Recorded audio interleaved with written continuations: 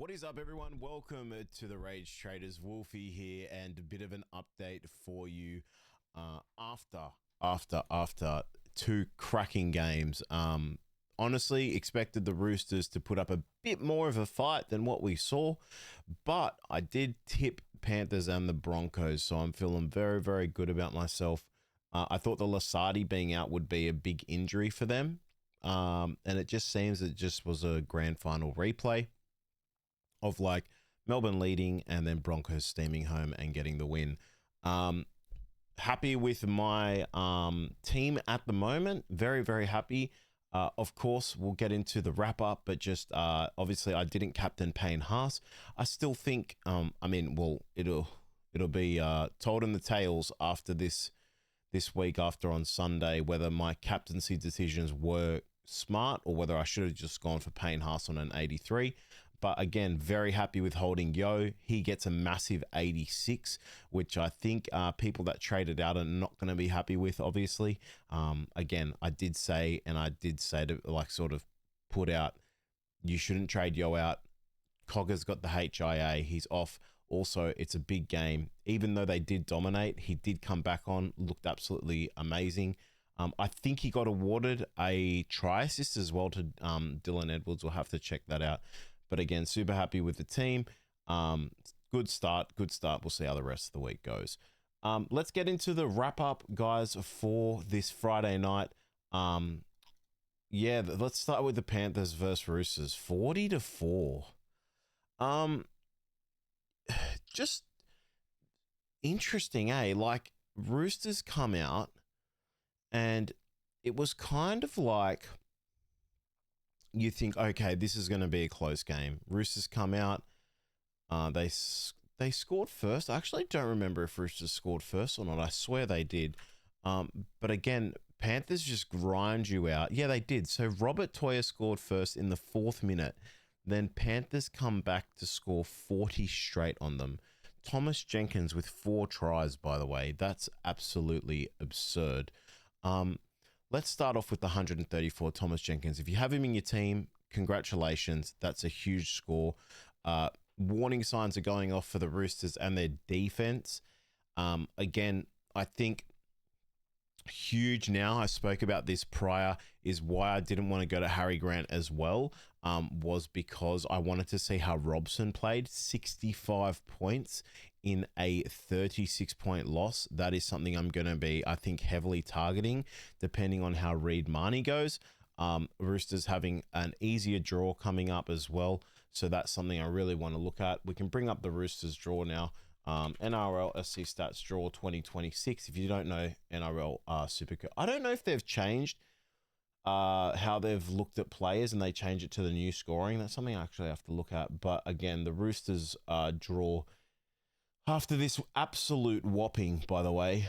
They come into Manly away, then a bye, so that's going to be super tough. Very happy with Sam Walker trade, to be honest with you. If you held on to him, you are not happy at all. 29 points. That is, that hits you hard. You're going to lose a bit of money there. He was pretty awful this game. A lot of knock-ons. Doesn't look like, I would say, like, I know he had a bad game, but I do think this new DCE add-in has really taken away from what he can do. I'm not saying if DC was gone and Sam Walker was there, this would be a close game. Like, he did perform pretty badly, but I do think he is the type of player that does need to be the main priority, does need to be constantly kicking, and really, I'll say this again, I think Sandon Smith should never have left the team. I really think they would have been great just having a Sam Walker, Sandon Smith combination, but again, we're here to talk about Supercoach. 29 points. It's not good enough. If you didn't get rid of him and you tried to do a sneaky hold, now is the time to get rid of him before it gets really, really bad for you. I mean, he got 9 points more than a Steep that started on the interchange. That pretty much tells you everything you need to know. Toya, really good. He's back off the foot injury. I think he came back last week. Looked really, really good this game. Even without the try, that's really good numbers. So he got an 89 here. That's huge. Again, very, very intrigued by Robson. He could be someone I go to from Marnie, depending on what happens in this Titans game. So I want to keep a good eye on that. And he could also be someone I target after their bye. So they go Manly bye, and then in that game, I try and bring him in, depending on how good he looks. Suo Wong seems to be getting the start. Looked okay here. I mean, it's pretty hard to say people looked pretty good or okay in a 36-point loss. But I think they're really, really low on their forwards. I just don't think they have... I mean, Crichton isn't the Crichton of old. He is still got a 58 in this game. But again, I think that's like a lot of tackles are run here and there and nothing like him being what he used to be. In my opinion, I do think he's a trade out and he should have been anyway previously. The big news here for me, I think in the Panthers side, well, let's just speak about Tedesco just quickly.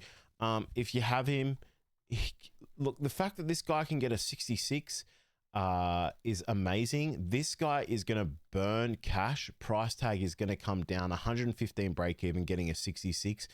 Get ready to have some cash ready so you can go like Tedesco, Reece Walsh when the time is right, because if you can hit that at the draw and when they're both versing some easier opponents, you're really going to reap the rewards and get some good points in. Honestly, super coach relevancy, Marky Mark, he just didn't do anything this game, to be honest with you. I think they also missed Billy Smith heavily. He's a core defensive unit for them. So, yeah, that's another reason. I just think their fours aren't as good. And Naf White, he's good, but I don't think he's like a leader and like a Stefano Utoikamanu. He's not like, obviously not like a Payne Haas. He's not a James Fisher-Harris. I think there still needs to be someone else they need to get into this team that can sort of push with Naf White. I don't think he can do it on his own. Let's talk about the Panthers. Dylan Edwards, we spoke about Jenkins. Dylan Edwards, 93, that's beautiful.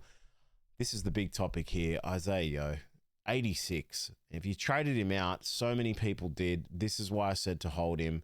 You're super, super happy with this. Now, next week, he's most probably not even a trade out. He's someone you can just hold there. I think it was really, really good to see that he came back on. I was actually super scared that when he went off, he wasn't coming back on. I was like, oh my God, I have to trade him next week. He still played 69 minutes this game. I'll check if he got the line...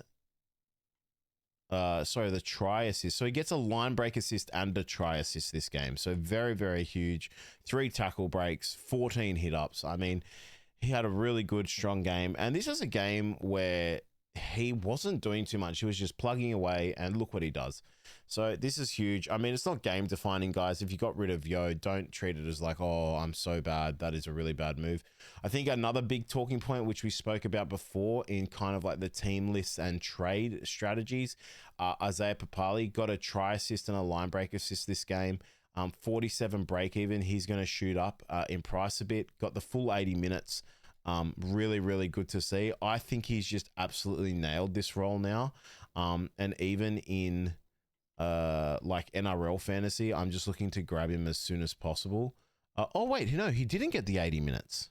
My apologies. I thought he got 80 minutes. No, he only got 62. So maybe that is someone we don't target yet. With a line break and a try assist, I thought he got 80 minutes. That's really interesting. Okay, so he didn't. 62 minutes. That is something I wouldn't target. Don't get baited in by the score or the I guess what his new price and break even will be.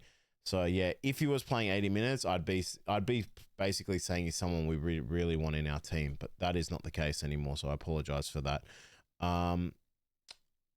Anyone else here that I really want to chat about? I mean, Casey McLean again.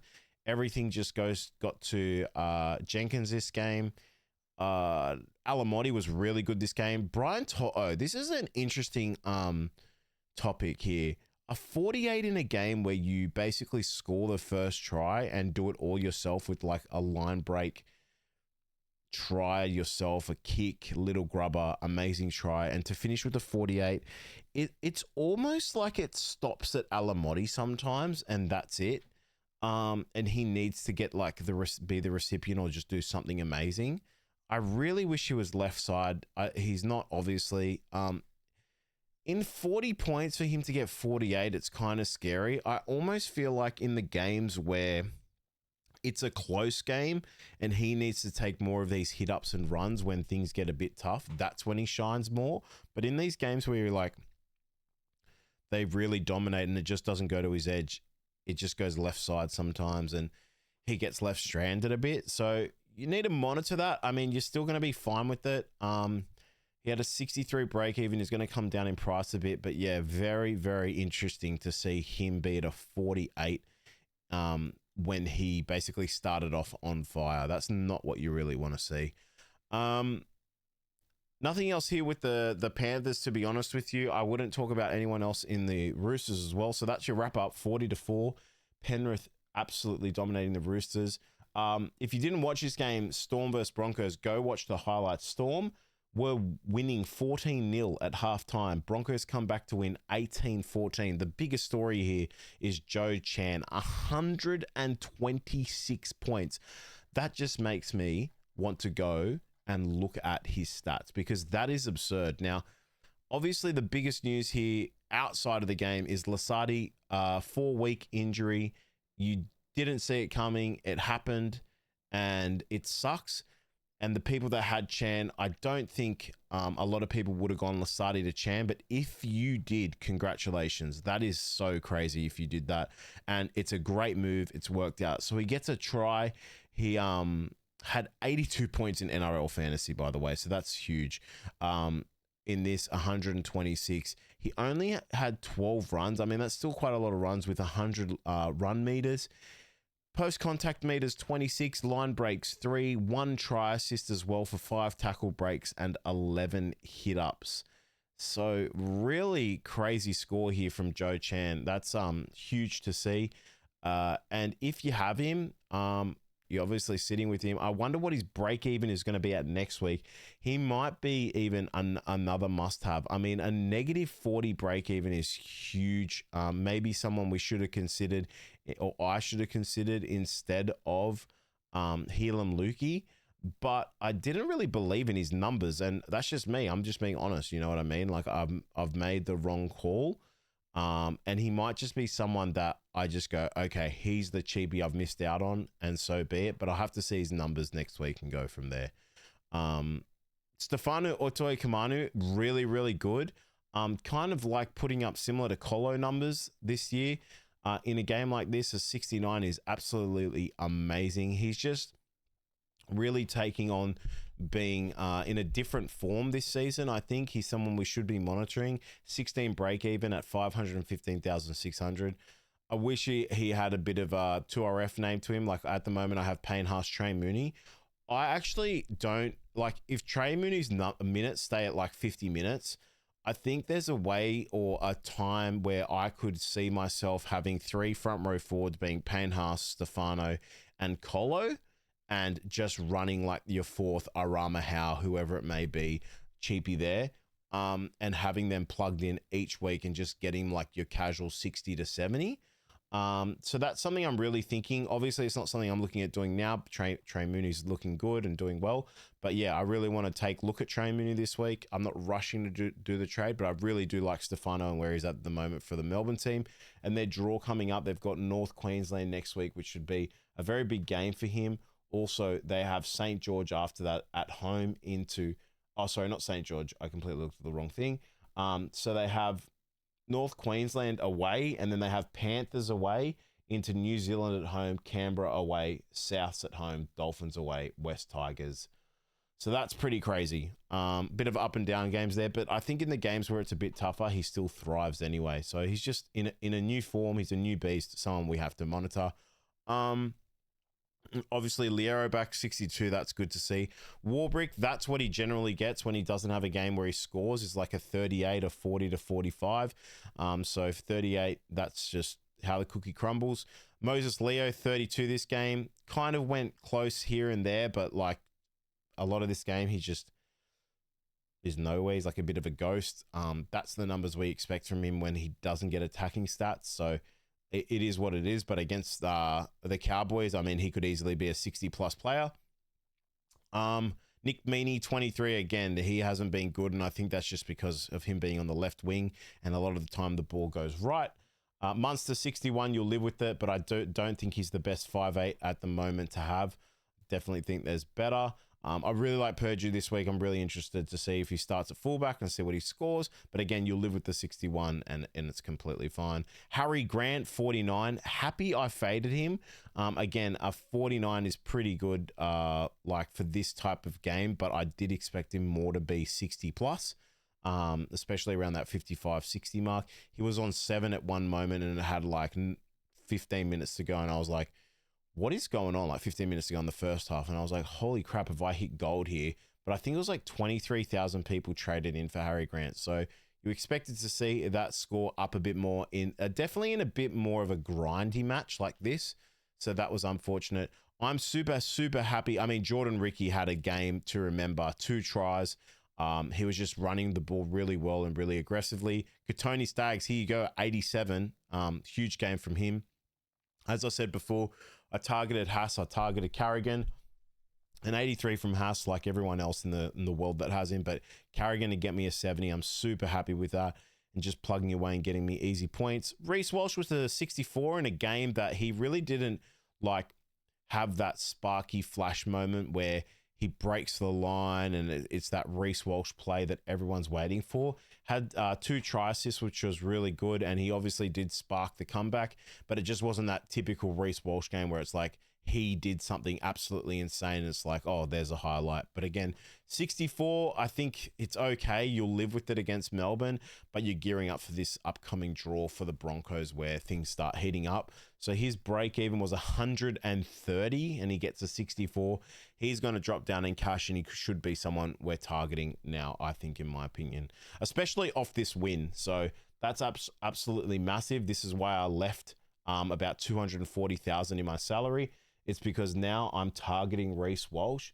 Now I want to target some Canberra and Broncos players and really attack points. Now that like I'm happy with like the money that I'm making for my team. Ben Hunt had a really good game in my opinion. They had so many errors at the start. He just took down Adam Reynolds' spot and really did well this game. I thought even though this doesn't read into the Supercoach scoring, I thought Dean Mariner was one of the best players for Broncos this game. Looked like he was breaking the line a couple of times. Looked really good in the center position, so he was moved into the left center next to Karapani. Piakura came on, and they actually did look better with him. So that's going to be interesting to see if he gets a starting position. We'll need to watch that. But yeah, a 33 in... Well, actually should check his minutes because that does matter. Brendan Piakura had 45 minutes this game, so I wonder if that will change. Grant Anderson did well as well in defense. They had some really good tackles on that side. I think he's going to lock down that spot. Shibasaki, yeah, unfortunate, but I think after a big win like this, the coach, Michael Maguire, is not going to make any changes. And that's it. That is your wrap up for Friday night. Wow. Crazy. 44 points in the first game as well. That's, yeah, the scoring's been a bit wild, but maybe this is the type of scoring we're now expecting in some games. Anyway, also, I am very happy with, I guess, look, if I captained Payne Haas, I would have been happy with it. Don't get me wrong. But now I'm excited to see my fantasy picks. I do have, again, Iro as my vice captain, Latrell Mitchell as my captain. If I get news that Purdue is going to be in the fullback, I might go Latrell Mitchell vice captain because South versus West Tigers, and then I can swing. Actually, no, I won't be able to do that. Sorry, because I have Brandon Smith as my loophole.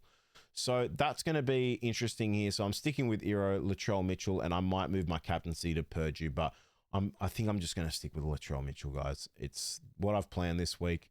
I don't want to get baited into Purdue and the Cowboys, but I could be wrong. Anyway, that's your wrap up, guys, for Friday night. I'll schedule this for tomorrow, 9 a.m. Ish, and you guys can watch it then. And like, subscribe, comment. You know what to do for the algorithm. Thank you so much for watching, everyone. Take care, and I'll see you on the next one. Wolfie here from the Race Traders. Peace.